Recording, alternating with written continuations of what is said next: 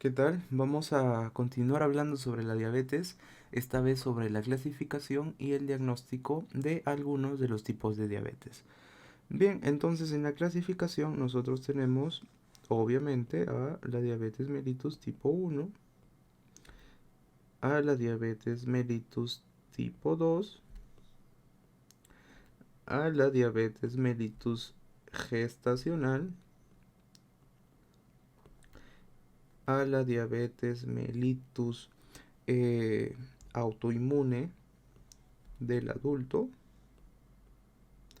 o también conocido como LADA, y a la prediabetes.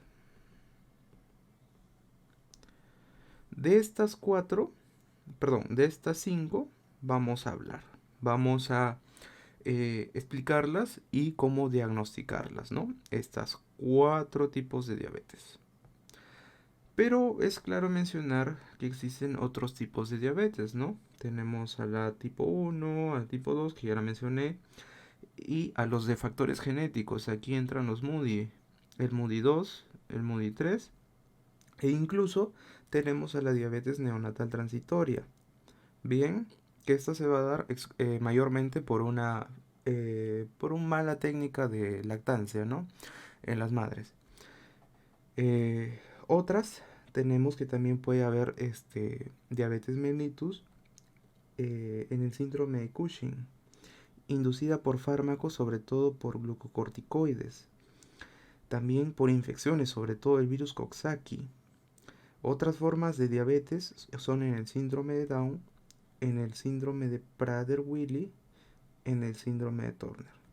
Y por último acá está la diabetes gestacional, ¿no? Y toda la serie de tipos de diabetes que nos puede decir el Harrison o cualquier asociación americana de diabetes, ¿no? La idea es que los tipos de diabetes que nos interesan de ahorita son estos cinco tipos. ¿Y con cuál vamos a comenzar? Vamos a comenzar nosotros con la prediabetes. Bien. Para hablar de prediabetes, nosotros tenemos que tener en cuenta dos términos muy importantes, donde el primero es la glucemia alterada en ayunas, o también conocida como GAA. También tiene otro nombre que es la alteración de la concentración de glucosa en ayunas, ¿no? En ayunas, o por sus siglas IFG. Bien. Otro término que es muy importante saber es la intolerancia a la glucosa, o por sus siglas IGT, o también llamada tolerancia anormal a la glucosa, por sus siglas TAG. Bien, entonces dos muy importantes: la glucemia alterada en ayunas o alteración en la concentración de glucosa en ayunas, y el otro término es la intolerancia a la glucosa y la tolerancia anormal a la glucosa. Estos dos términos hay que tenerlos muy bien en claros para hablar nosotros de prediabetes. Bien, una vez dicho esto, vamos a pasar a cómo diagnosticar prediabetes. Primero, prediabetes. Para hablar nosotros de la tolerancia a la glucosa, como dice acá, la tolerancia a la glucosa, nosotros tenemos que saber lo normal. ¿Cuál es lo normal, lo que se considera normal en una persona que no tiene diabetes o no tiene problemas glucémicos? Nosotros hablamos de tres cosas. La consideramos normal mediante tres pruebas. La primera prueba, que es esta, es la glucemia basal, o conocida como glucosa plasmática en ayunas. Lo vas a encontrar por sus siglas como FPG. Bien, ¿cuál es lo normal de glucosa plasmática en ayunas que tiene que tener una persona? Es muy simple.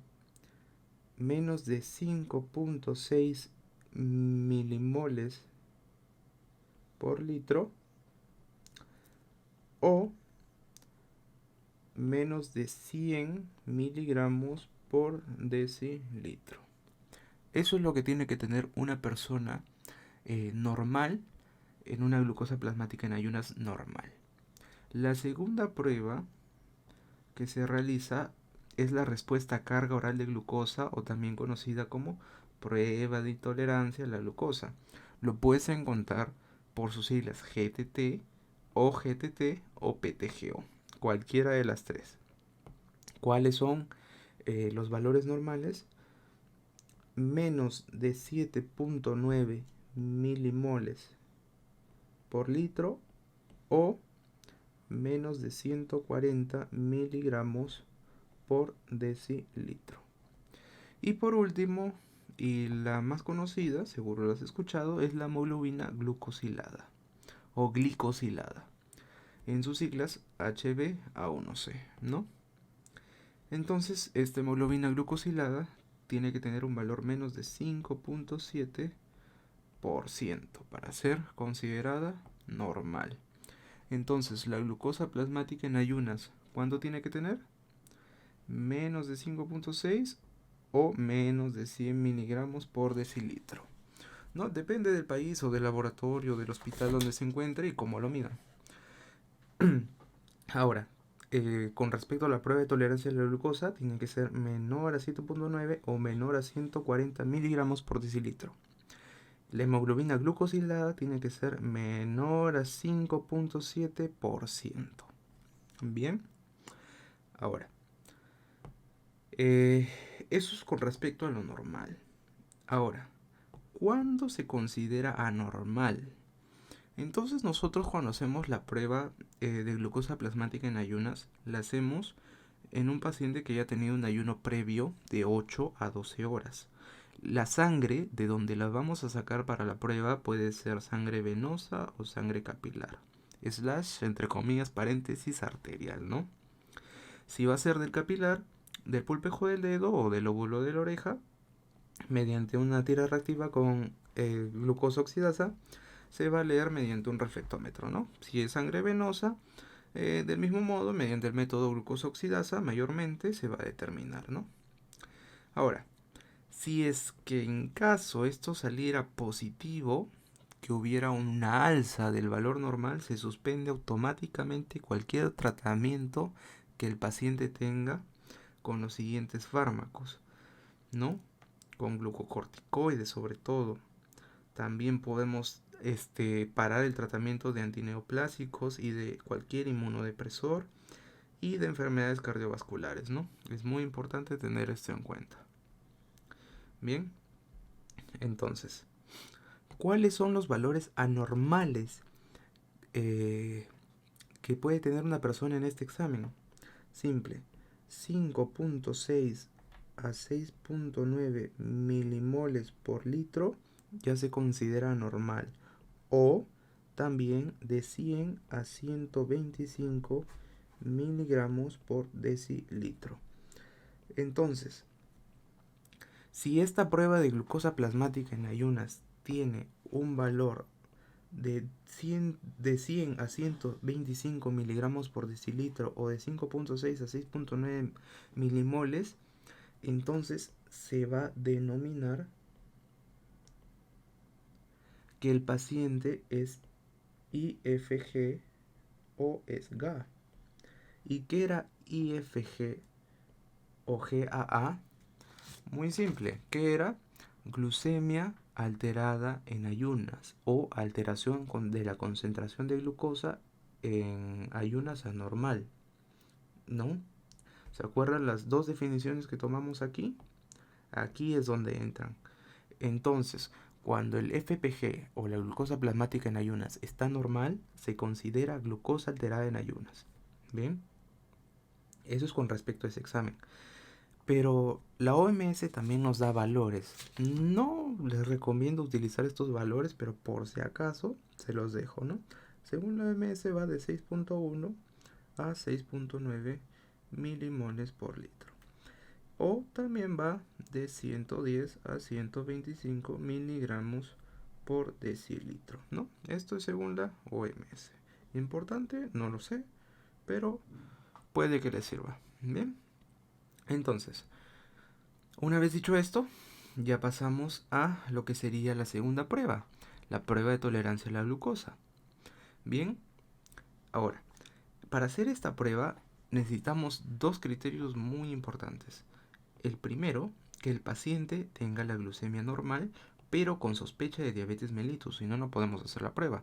Y el otro criterio que debe cumplir es que el paciente sí tenga hiperglucemia basal, pero que esté por debajo de un límite diagnóstico de diabetes mellitus, o sea, un paciente hiperglicémico, pero que no sea diabetes.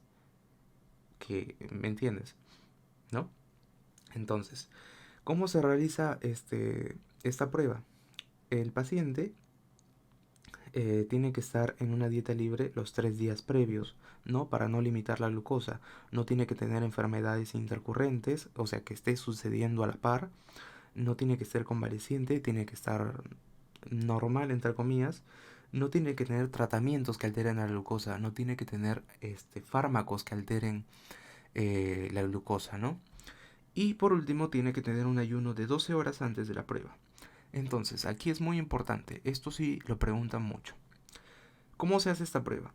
Al paciente se le pide ingerir 75 gramos de glucosa disuelta en 375 mililitros de agua.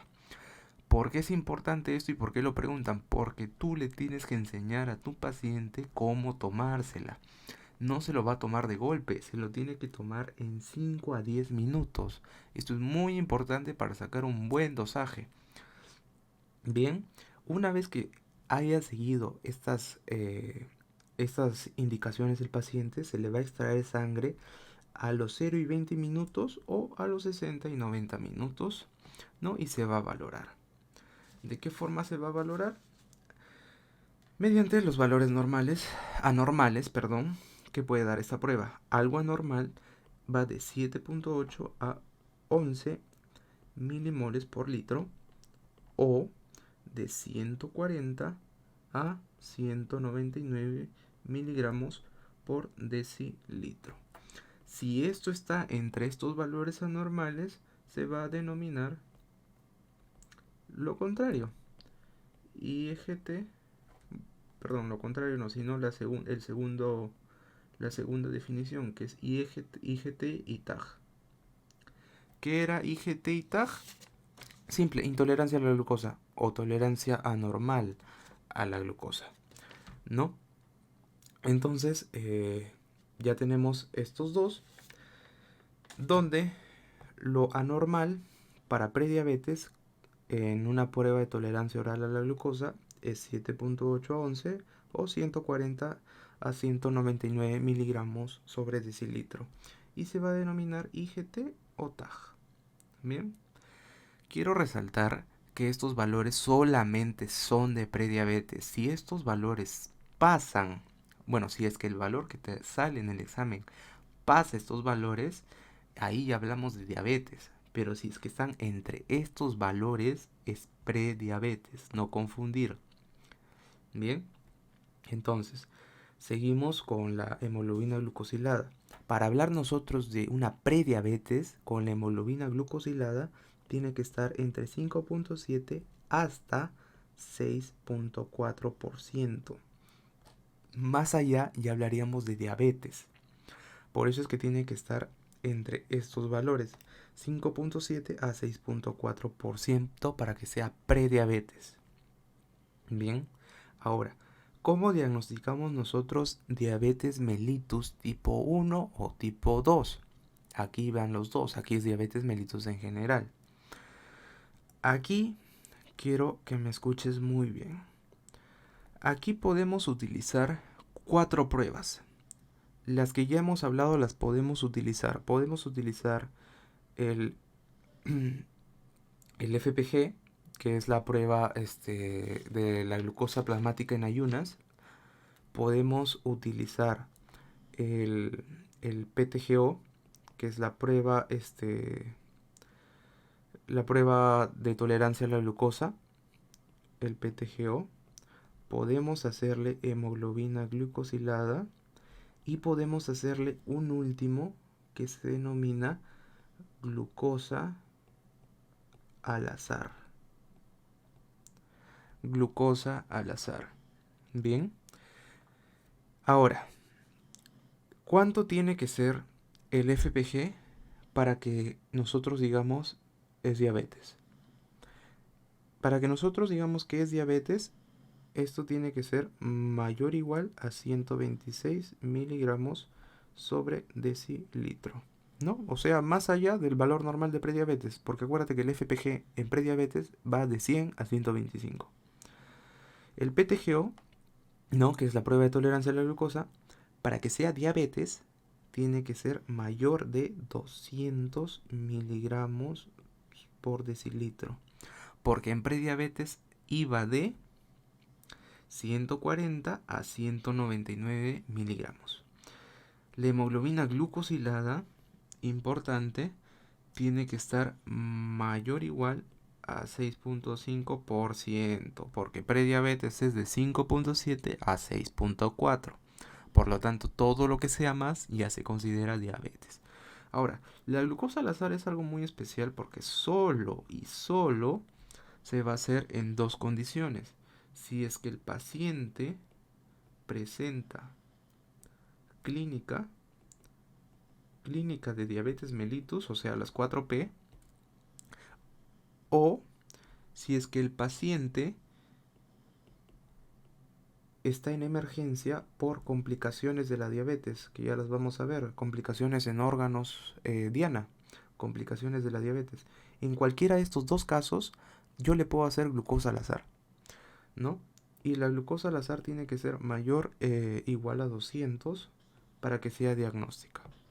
Bien, entonces ya tenemos estos parámetros, ¿no? Se le pueden realizar estas tres pruebas y una adicional que puede ser la glucosa al azar. Pero la glucosa al azar solamente la puedo hacer en dos condiciones: que el paciente presente clínica de diabetes o que el paciente esté en una emergencia por una complicación de la diabetes.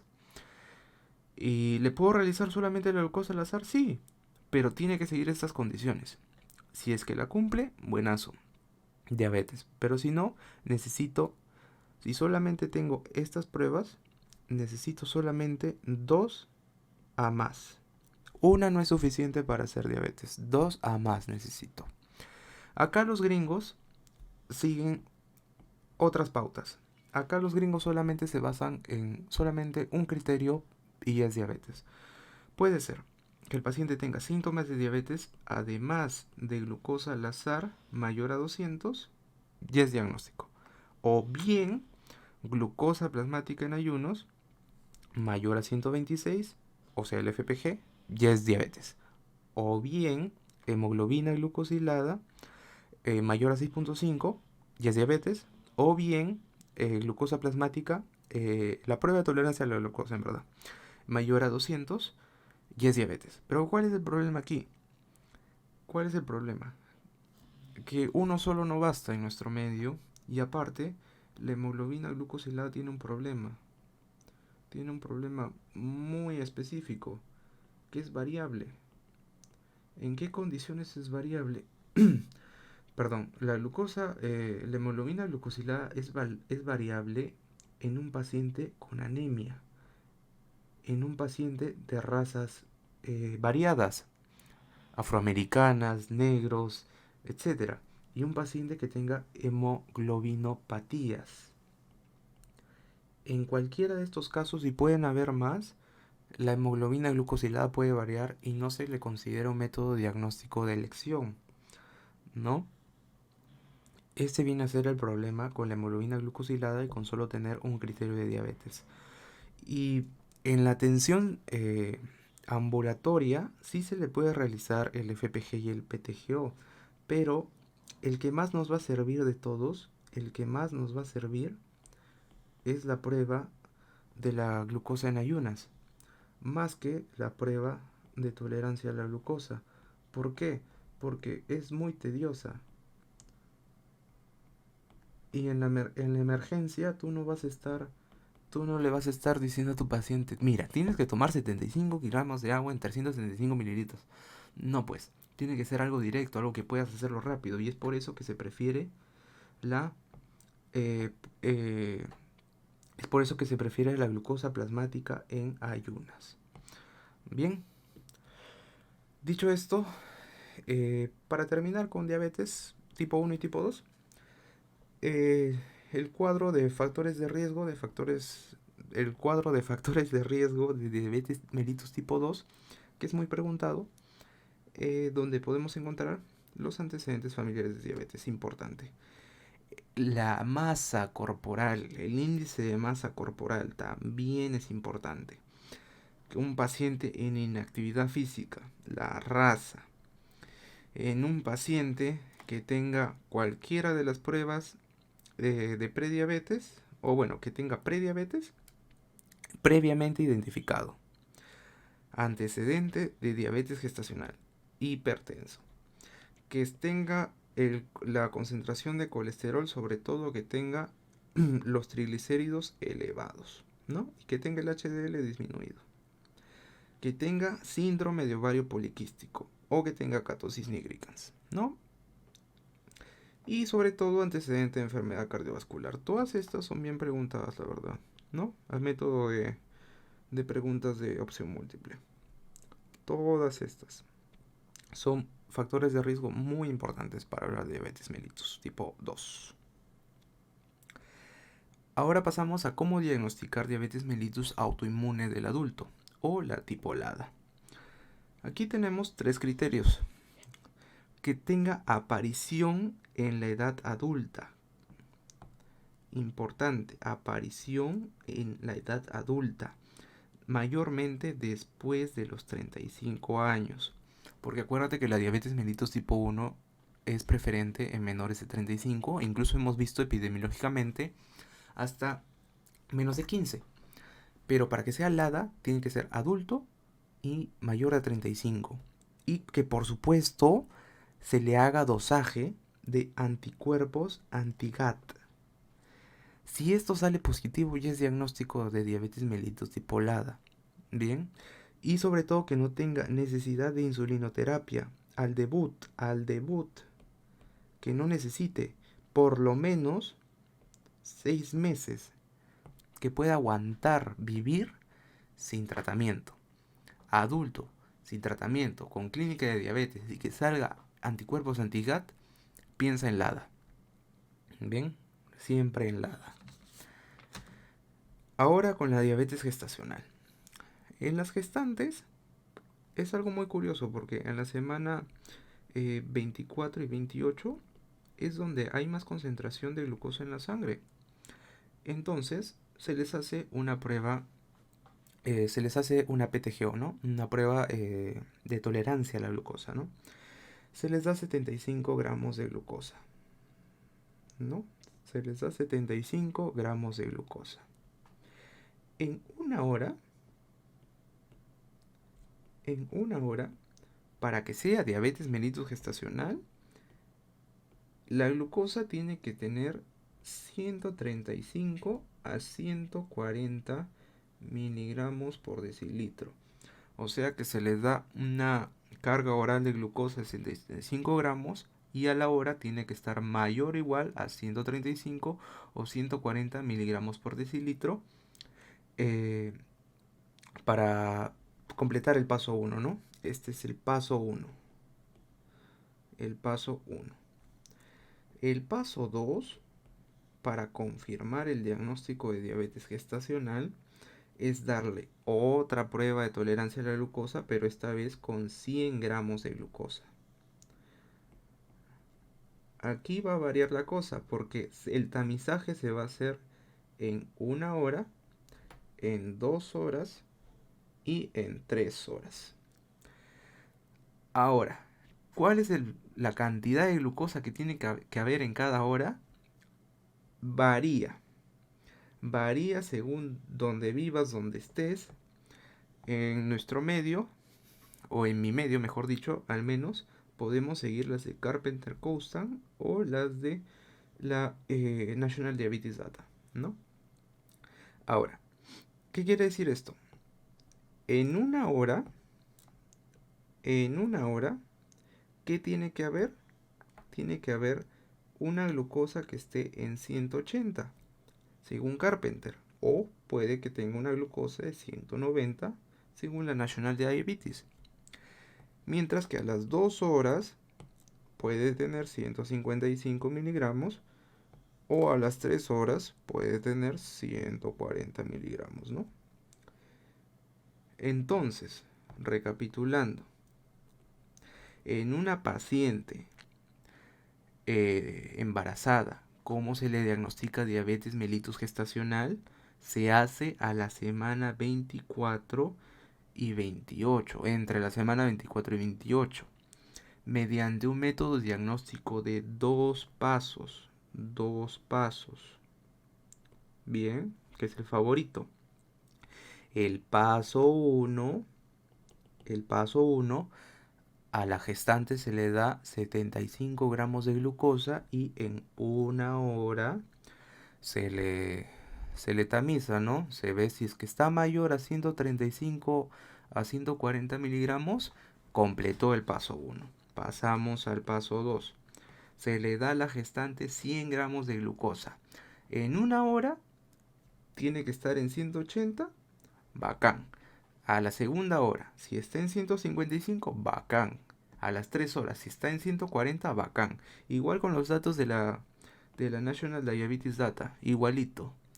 Si es que pasa esos rangos, ya se le diagnostica con diabetes mellitus gestacional. Obviamente también podemos sacarle la hemoglobina glucosilada, ¿no? Pero como hemos visto, la hemoglobina glucosilada no es buen factor, ¿no? Es más para un diagnóstico precoz, como para lo que se puede avecinar. En este caso tiene que ser mayor a 6.5% para nosotros decir que la paciente tiene riesgo de una diabetes mellitus gestacional, ¿no? Y eso pues sería cómo diagnosticar y cómo clasificar la diabetes mellitus, al menos en algunos tipos de diabetes.